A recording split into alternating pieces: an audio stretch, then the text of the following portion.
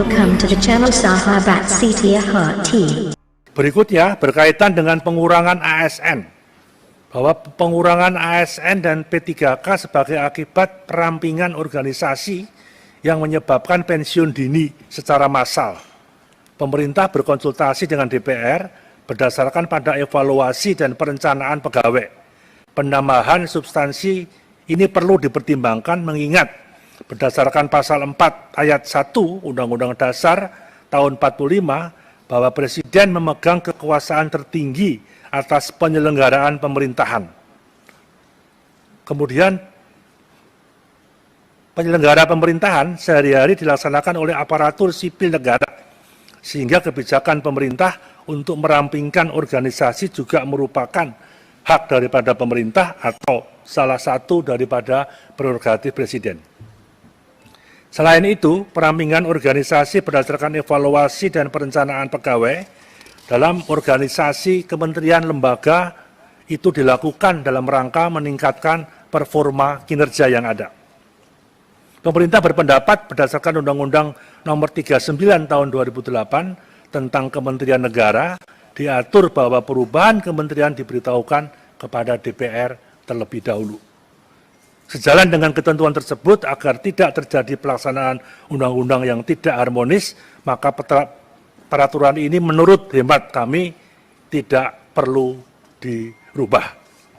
Bapak Ibu pimpinan dan anggota Komisi 2 yang saya hormati, pengangkatan tenaga honorer, bahwa pengangkatan tenaga honorer pegawai tidak tetap, pegawai tetap non-PNS, dan tenaga kontrak yang bekerja terus-menerus dan diangkat berdasarkan surat keputusan yang dikeluarkan sampai dengan tanggal 15 Januari 2014 menjadi PNS secara langsung.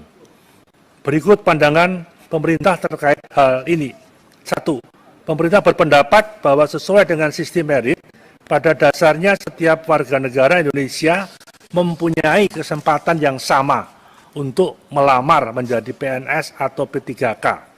Setelah memenuhi persyaratan penerimaan PNS dan P3K, dilaksanakan melalui penilaian secara objektif berdasarkan kompetensi, kualifikasi, kebutuhan, instansi pemerintah, dan persyaratan lain yang dibutuhkan dalam jabatan. Sejak diterapkan PP 48 tahun 2005 tentang pengangkatan tenaga honorer menjadi CPNS ada dalam pasal 8, yang secara tegas dinyatakan bahwa pejabat pembina kepegawaian PPK dilarang mengangkat tenaga honorer atau yang sejenis. Pengangkatan tenaga honorer pegawai tidak tetap, pegawai tetap non-PNS dan tenaga kontrak menjadi CPNS secara langsung bertentangan dengan sistem prinsip merit system dan visi Indonesia Maju dalam upaya meningkatkan daya saing bangsa. Di samping itu, pengangkatan secara langsung tersebut menjadi tidak adil bagi putra-putri terbaik bangsa yang berkeinginan untuk bekerja di lingkungan instansi pemerintah, karena peluang mereka tertutup dengan dilakukannya pengangkatan tenaga honorer tersebut. Padahal dalam pasal 2 secara tegas dinyatakan bahwa kebijakan dan manajemen ASN antara lain berdasarkan atas dasar profesionalisme, non-diskriminatif, serta keadilan dan kesetaraan.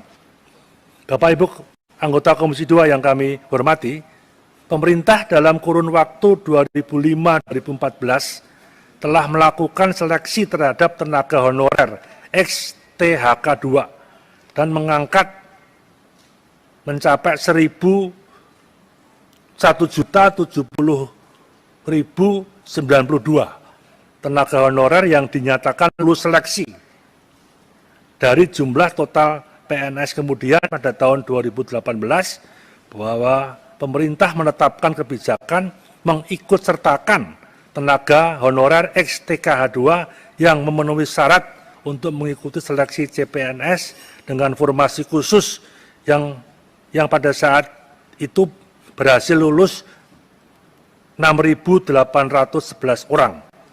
Selanjutnya pada tahun 2019 dilakukan pula seleksi P3K bagi tenaga honorer ex-TKH 2 yang memenuhi syarat yang dinyatakan berhasil lulus sejumlah 51.293 orang yang ada. Perhitungan penambahan anggaran untuk pengangkatan seseorang menjadi PNS dalam asumsi A menjadi PNS golongan 3A, masa kerja 0 tahun, status K2 dan C, tarif tunjangan kinerja 80%, itu akan menambah beban anggaran rata-rata 7 juta per orang.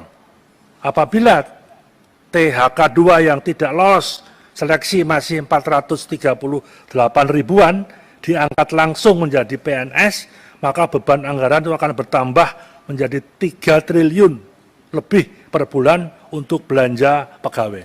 Ini minus pensiun. Nah, mengingat dampak anggaran dan pengangkatan menjadi PNS cukup signifikan, maka proses seleksi yang penting sebagaimana salah satu mendapatkan SDM yang berkualitas akan kita wujudkan.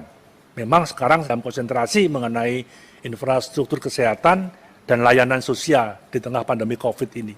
Sehingga tidak memungkinkan kalau secara otomatis kita mengangkat sisa anggota yang tanpa ada proses seleksi ini. Dengan tidak mengubah Undang-Undang Nomor 5 Tahun 2014 tentang ASN, pemerintah terus berupaya mencari solusi untuk mengatasi permasalahan tenaga honorer dimaksud. Namun solusi yang diupayakan harus tetap memperhatikan kepatuhan terhadap ketentuan peraturan perundang-undangan yang terkait. Yang kami hormati Bapak Ibu pimpinan dan anggota Komisi 2 DPR RI, selanjutnya khusus untuk menyelesaikan tenaga honorer, perlu kita pikirkan bersama sebagai solusi alternatif penyelesaian yang komprehensif dan berkeadilan bagi tenaga honorer yang ada, maupun calon pelamar lain di luar tenaga honorer yang juga perlu diberikan kesempatan untuk berkompetensi sesuai dengan sistem merit. Adapun usulan kami terkait dengan penyelesaian tenaga honorer dengan tetap dalam koridor ketentuan peraturan perundang-undangan yang ada saat ini, yaitu perlu dilakukan upaya-upaya sebagai berikut. 1.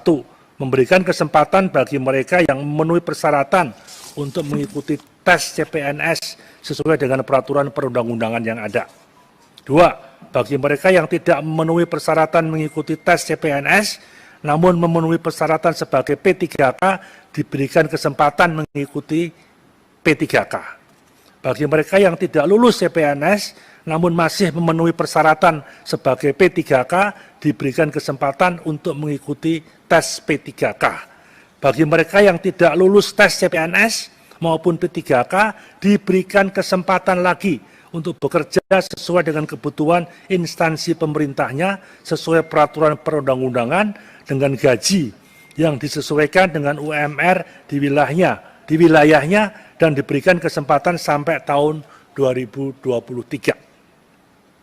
Kemudian Kemenpan RB akan terus berkoordinasi lebih lanjut dengan Kementerian Keuangan, Kementerian Dalam Negeri, Kementerian Hukum dan HAM, dan pemerintah daerah untuk menyusun strategi menyelesaikan terhadap permasalahan tenaga honorer yang tidak lulus baik tes CPNS maupun tes P3K. Pada kesempatan ini pula perlu kami laporkan bahwa tahun 2021 ini pemerintah juga akan melakukan rekrutmen 1 juta tenaga guru. Keputusan pemerintah merekrut 1 juta tenaga guru tersebut dengan menggunakan skema pegawai pemerintah dengan perjanjian kerja atau P3K pada tahun 2021 yang merupakan upaya pendek pemerintah untuk memenuhi tenaga pendidik. Rencana ini di samping untuk menyelesaikan kekurangan tenaga guru yang selama ini diisi oleh tenaga honorer, juga dimaksudkan untuk memberikan kesempatan bagi yang telah berusia di atas 35 tahun untuk memperoleh kepastian status kepegawaiannya.